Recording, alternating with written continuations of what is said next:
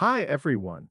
Welcome to English Story School, where each story is a journey and every tale is a chance to improve your English in the most captivating way. Have you ever wondered what it takes to become a legend whose story flows through the ages like a mighty river? Imagine a hero who navigates treacherous waters, battles ruthless foes, and stands as a beacon of justice in a land shrouded in darkness. Welcome to Robbin of the River, where we dive into the tale of a remarkable figure whose adventures on the water made waves throughout history. Ready to embark on a journey through bravery, loyalty, and riverine legend? Our story unfolds in a time when the medieval landscape was dominated by lush, untamed wilderness.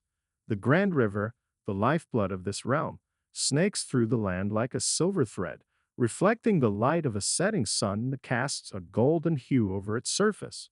The river is more than a mere geographical feature. It is a vital force that sustains the ecosystem and the people living along its banks. Nestled by the shimmering edge of a river, the village is a picture-perfect scene straight out of a storybook. Imagine a place where time seems to slow down, where every corner exudes a charm that feels both timeless and comforting. This idyllic settlement is a sanctuary of simplicity and tranquility, a hidden gem that seems almost untouched by the rush of modern life. The village is graced with quaint cottages, each one adorned with a thatched roof that looks like a cozy cap resting gently on the house's head. These charming homes line the riverbank, their walls often painted in soft, inviting hues that blend seamlessly with the natural surroundings.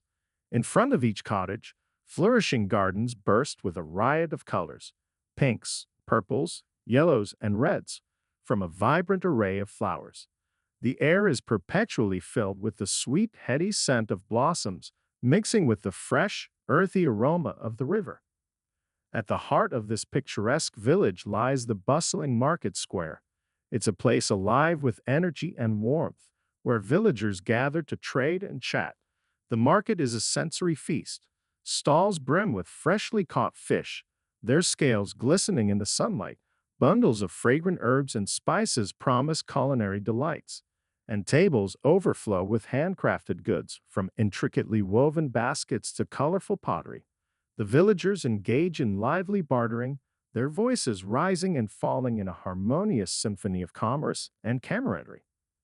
Every day in this village is punctuated by a comforting soundtrack. The rhythmic clatter of pots and pans from the kitchens blends with the melodious laughter of children playing by the river's edge. The murmuring flow of the river provides a soothing undertone to this daily symphony, its gentle currents reflecting the golden hues of the setting sun. Together, these sounds create a serene backdrop, a melody of daily life that feels as natural as the very air they breathe. For Robin, growing up in this enchanting place is a profound experience. The village's tranquil beauty and the vibrant rhythms of its daily life weave together to form a backdrop rich with memories. Each day is a new adventure in this haven, a canvas painted with the colors of simplicity and joy. In the heart of this serene village by the river, Robin emerges as a boy whose very essence seems entwined with the water that defines his home.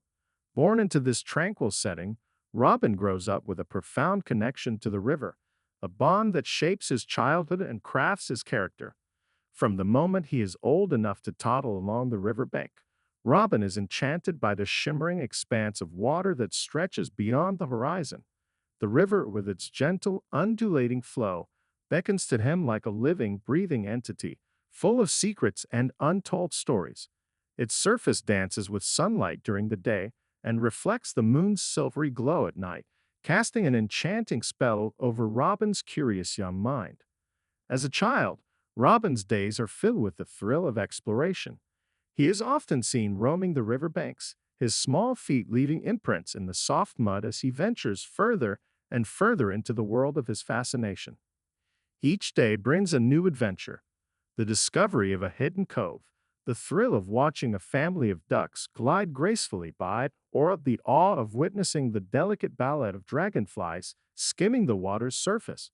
The river's banks are his playground, where every stone and fallen branch holds the promise of a new treasure or a secret waiting to be uncovered. Robin's fascination with the river is not just about play, it's also about learning. The river is a wise, ancient teacher, and Robin is its eager student.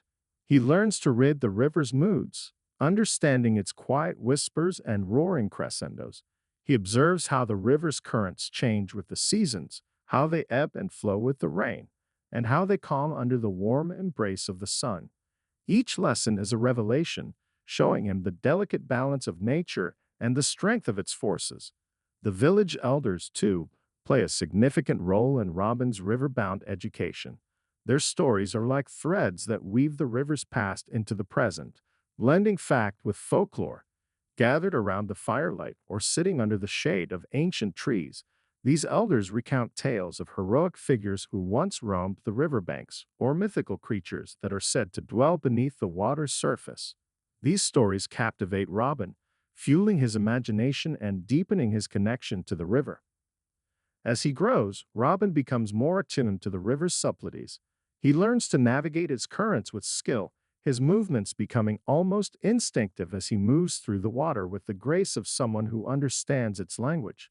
The river has not only been a source of adventure, but also a refuge, a place where Robin finds solace and clarity amidst the hustle and bustle of village life.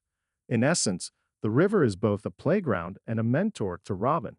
It reveals its secrets only to those who approach with respect and curiosity. For Robin, the river is a living entity that shares its wisdom generously with those who are willing to listen and learn. Through his adventures and explorations, Robin grows into a young man deeply enriched by the river's timeless magic, his life forever intertwined with its flowing spirit. Robin's connection to the river is nurtured by the village's traditions and festivals, which celebrate the river's significance.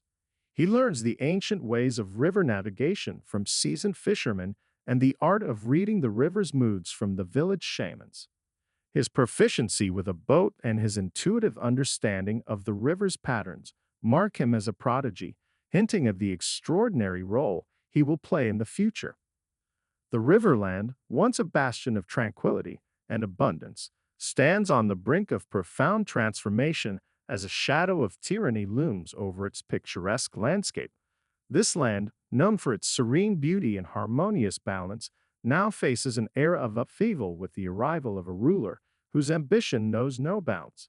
The river, which was once a symbol of life and prosperity, becomes the center of a dark and tumultuous struggle for power. The new ruler, a figure of ruthless ambition and unyielding control, arrives with grandiose schemes and an insatiable thirst for dominance. His eyes gleam not with appreciation for the river's natural splendor, but with a cold, calculating desire to harness its wealth for his own gain.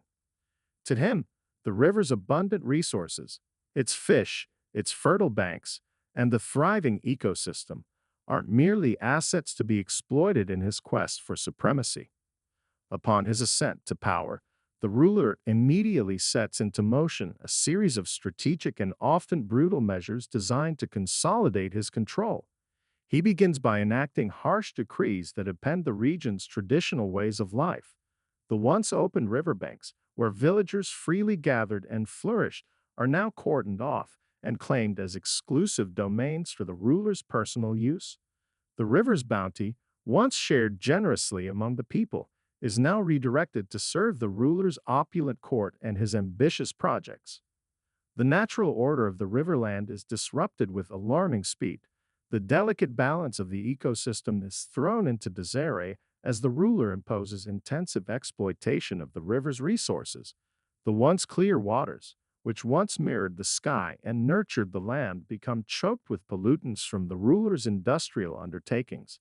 Fish populations dwindle, and the vibrant flora that once adorned the riverbanks begins to wither under the strain of unchecked resource extraction. The ruler's regime brings with it an atmosphere of fear and oppression. Villagers who once lived in harmony with the land are now subjected to the ruler's iron fist. Dissent is met with swift and severe punishment, and those who resist the ruler's demands are silenced or driven away. The market square, once a lively hub of trade and social interaction, is now overshadowed by the presence of the ruler's enforcers, who patrol the streets with a watchful eye and a readiness to quell any signs of rebellion. In the face of such tyranny, the Riverland becomes a land of stark contrasts. The ruler's lavish palaces, built on the backs of exploited labor, rise high above the land, their grandeur a grim reminder of the exploitation that fuels their construction. The once cheerful laughter of children playing by the river's edge is replaced by the somber silence of a people stripped of their freedom and their connection to the land they once cherished. Yet amid this profound upheaval, there are whispers of resistance. Secret meetings are held in hidden corners, where the villagers and those loyal to the river's true spirit plot to reclaim their land. They remember the river's ancient songs and stories, and they hold on to the hope that one day the oppressive rule will falter and the riverland will be restored to its former glory, a place of peace, prosperity, and harmony. In this narrative of transformation, the Riverland stands as a poignant symbol of both the fragility and resilience of nature and community. The arrival of the tyrannical ruler brings a dark chapter to its history, but the enduring spirit of the river and its people offers a glimmer of hope for a future where balance and harmony might once again reign supreme. The arrival of the ruler's forces marks the onset of a period of upheaval and despair for the once peaceful Riverland. These forces, an imposing army of mercenaries and enforcers, move with a precision and efficiency that betrays their extensive training and experience. They descend upon the village like a storm, bringing with them not just a new regime but a new reality that disrupts the very fabric of daily life. At the heart of their strategy is the imposition of exorbitant taxes. This is not a simple levy but a series of crushing financial demands designed to extract every possible coin from the villagers. The tax collectors, clad in uniforms that mark them as instruments of the ruler's will, move from household to household with grim determination. They demand payments that are far beyond what the villagers can afford, exacting a toll from their already meager resources. This relentless financial pressure is not merely an inconvenience but a devastating blow to the village's way of life. For the villagers, who have always lived close to the land and river, these taxes are not just a burden, they are a crippling blow to their very existence. The once thriving market square, where vibrant stalls and lively bartering created a backdrop of community and prosperity, is now a shadow of its former self. The market, once a place where fresh produce, handmade crafts, and joyful conversation flowed freely, now stands nearly empty. The vibrant colors of fruits and flowers have been replaced by the drab tones of discontent and fear. The cheerful banter of villagers haggling over goods is silenced by the oppressive weight of economic hardship. Gone are the days of communal gatherings filled with laughter and storytelling. These gatherings, once a staple of village life, are now rare and subdued. The sounds of music and festivity that once echoed through the streets are replaced by the murmur of discontent. Whispers of frustration and anger ripple through the crowd as people gather in small, somber groups to discuss their plight.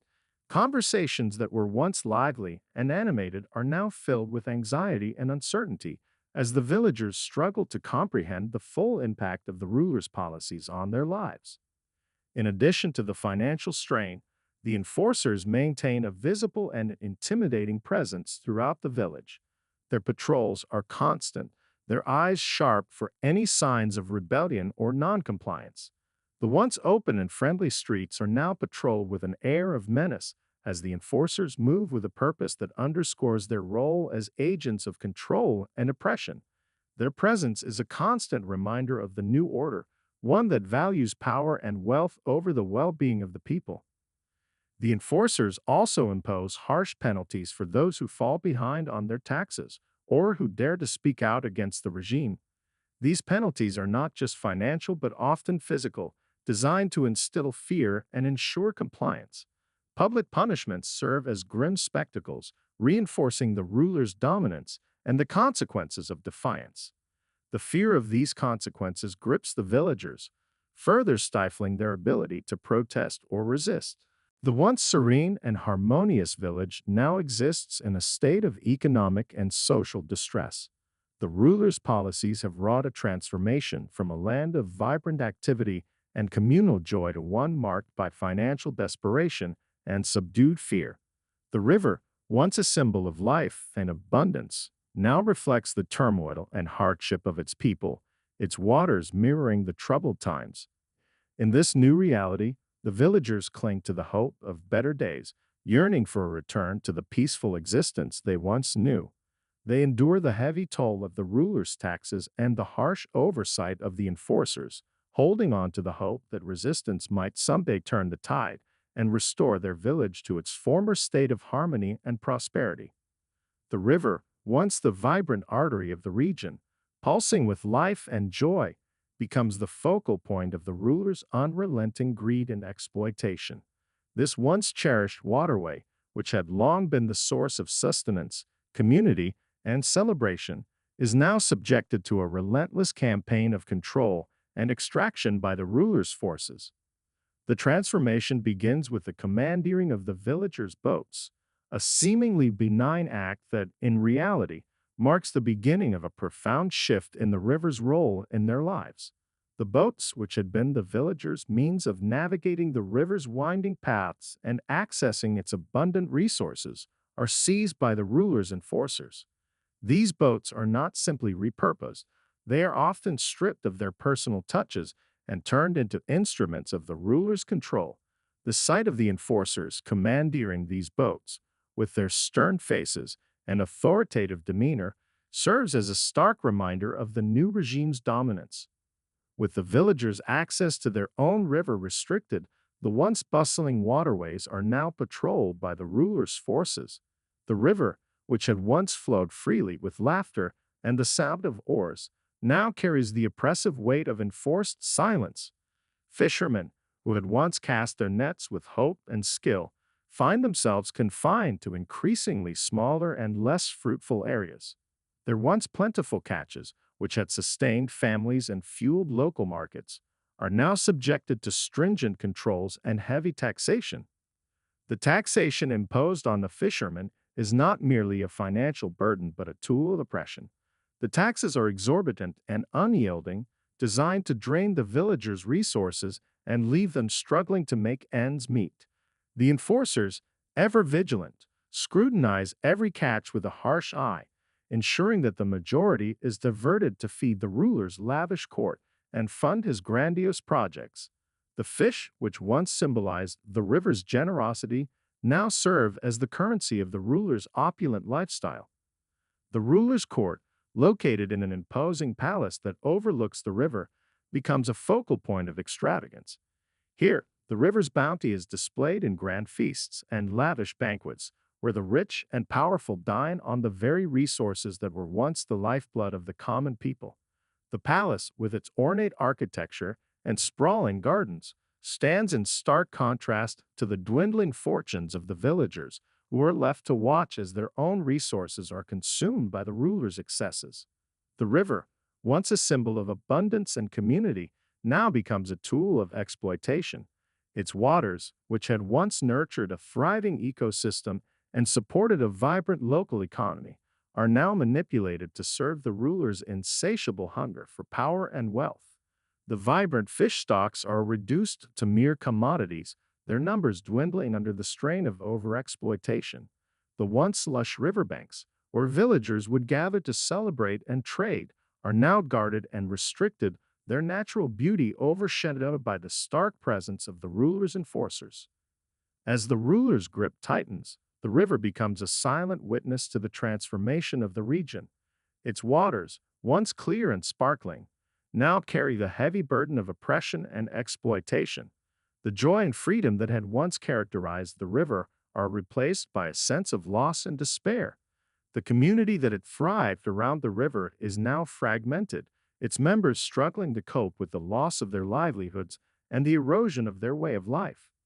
Yet amid the hardship, there are those who hold on to the hope that the river's spirit, so deeply entwined with their own, will eventually lead them to a brighter future. They dream of a time when the river will once again flow freely, untainted by greed and exploitation, and when their lives will be restored to the harmonious existence they once knew.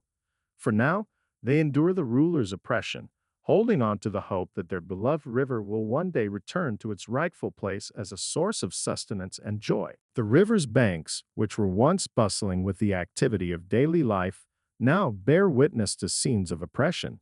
The natural beauty of the river, which had symbolized freedom and abundance, becomes a stark reminder of the ruler's control.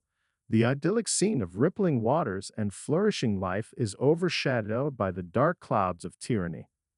As the ruler's control tightens, the community experiences a profound transformation. The once vibrant market square, a center of social interaction and cultural exchange, falls silent. The villagers' faces, once animated with the joy of communal life, are now etched with worry and despair. The oppressive atmosphere seeps into every corner of their lives, eroding their sense of security and well-being. Robbin, who had always viewed the riverland as a sanctuary of peace and prosperity, is deeply affected by the growing signs of distress. His childhood home, once a place of warmth and laughter, becomes a symbol of what has been lost. The river, which had once been a source of adventure and discovery, now mirrors the sorrow and hardship faced by its people. The vibrant colors of the river's surface seem muted, reflecting the somber mood that has settled over the land. Witnessing the gradual erosion of his idyllic world, Robbin is consumed by a growing sense of urgency and determination. His peaceful life, marked by exploration and joy, is upended by the harsh realities of oppression. The river, which had once been a symbol of freedom, now becomes a battleground for his resolve. Robbin's initial attempts to combat the ruler's tyranny are fraught with difficulty. The ruler's forces, disciplined and numerous, pose a significant challenge. Despite his resourcefulness and courage, Robbin's efforts meet with limited success, highlighting the formidable nature of the regime he faces. This period of struggle serves as a crucible for Robbin, transforming his connection to the river from one of admiration to one of fierce resolve. The river, now a reflection of the hardships endured by its people, fuels Robbin's determination to fight for justice. His sense of urgency grows as he recognizes the need for organized resistance and strategic action. The river, once a source of personal wonder, becomes the focal point of his quest to restore peace and freedom to the land. Driven by a newfound sense of purpose, Robbin sets out on a quest to challenge the tyrannical ruler. Equipped with his trusty boat, which he has modified for speed and stealth, Robbin begins his journey. His first challenge is to evade the ruler's patrols and gather information about the extent of the ruler's control over the river. During his travels, Robbin encounters various characters who will become crucial to his cause.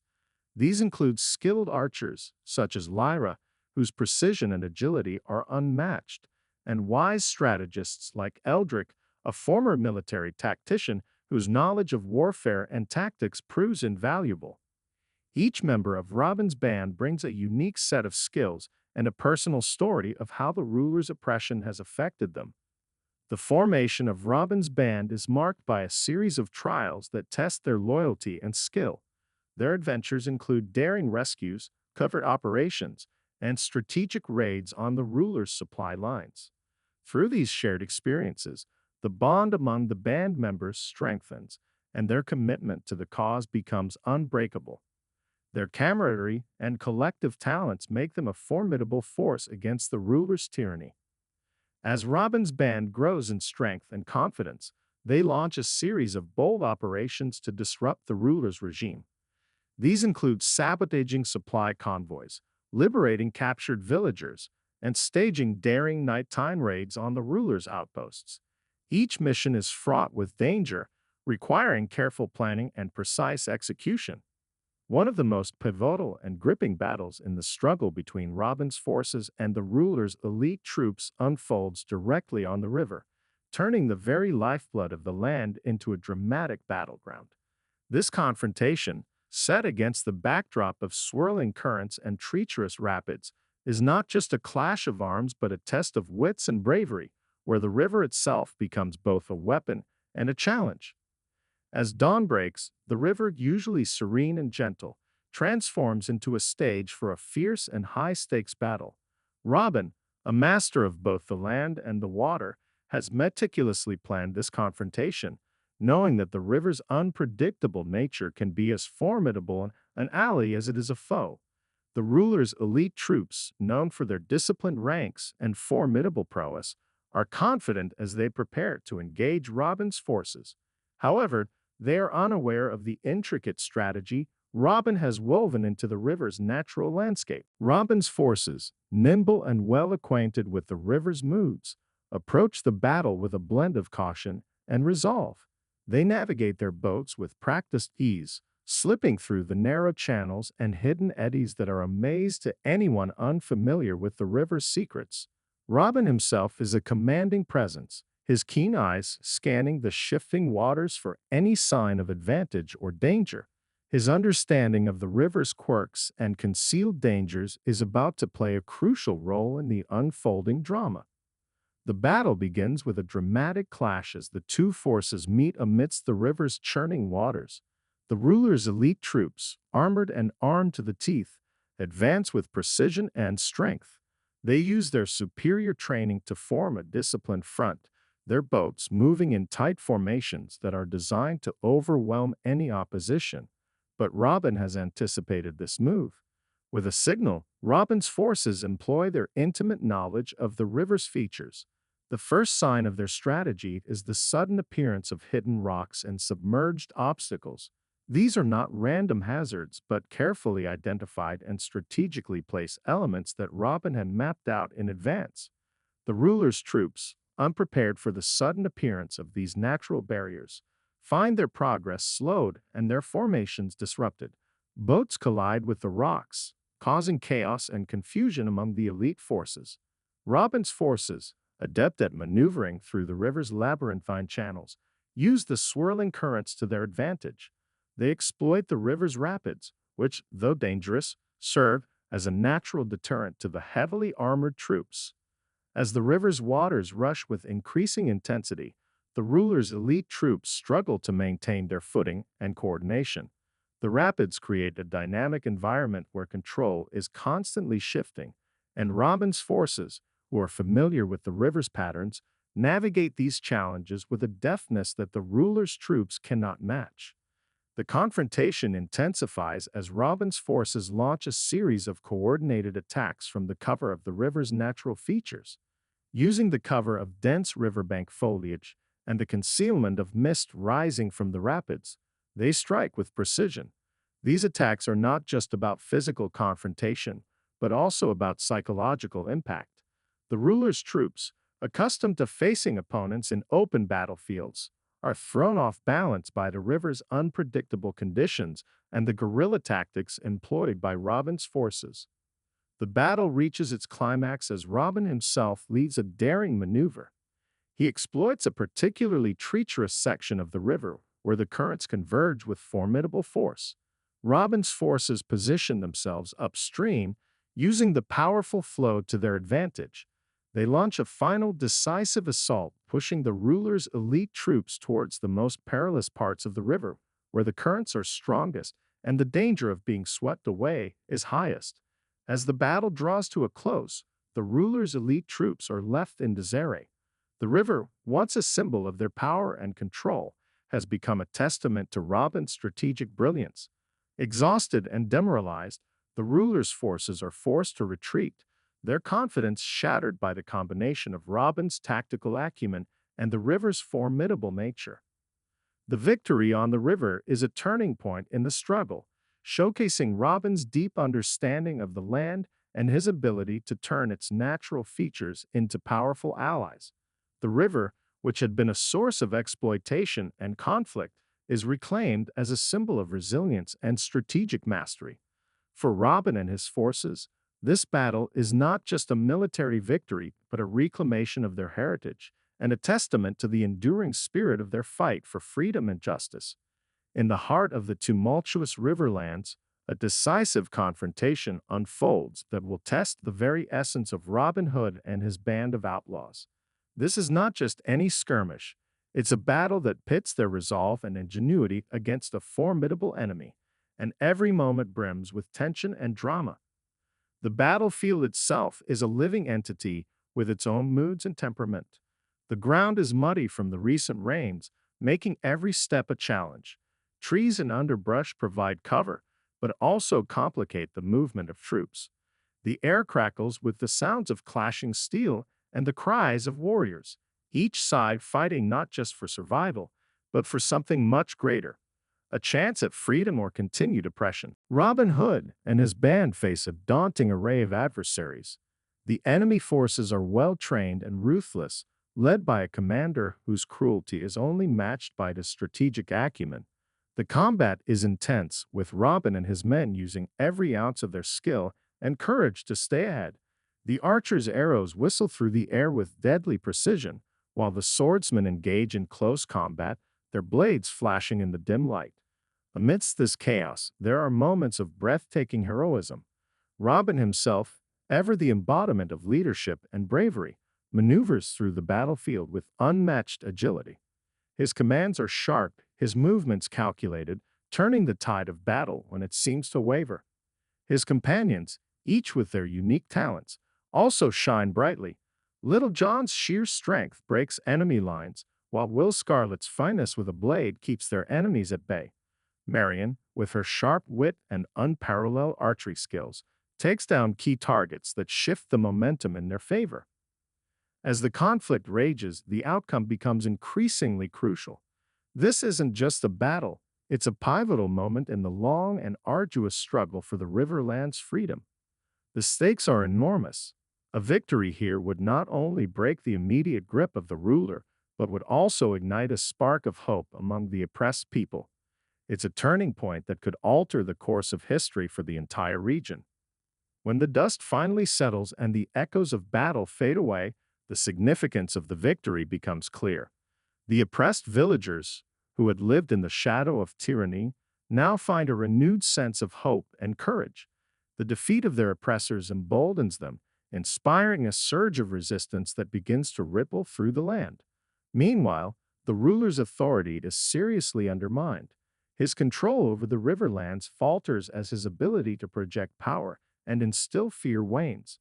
The balance of power shifts, signaling the beginning of a new era in the struggle for justice and freedom. This battle is more than just a clash of arms. It is a symbol of resilience and the indomitable spirit of those fighting for their rights. It's a story of how courage, cleverness, and unity can bring about monumental change, turning the tide in favor of those who dare to dream of a better world. With the ruler's defeat and the liberation of the Riverlands, Robin's heroic deeds become the stuff of legend. His name is celebrated across the land as a symbol of resistance and justice. The river, once a site of conflict, flows freely and becomes a symbol of renewal and hope. The story of Robbin of the River is passed down through generations, inspiring future heroes and leaders. His legacy is commemorated in festivals, songs, and stories that capture the spirit of his struggle and the values he upheld.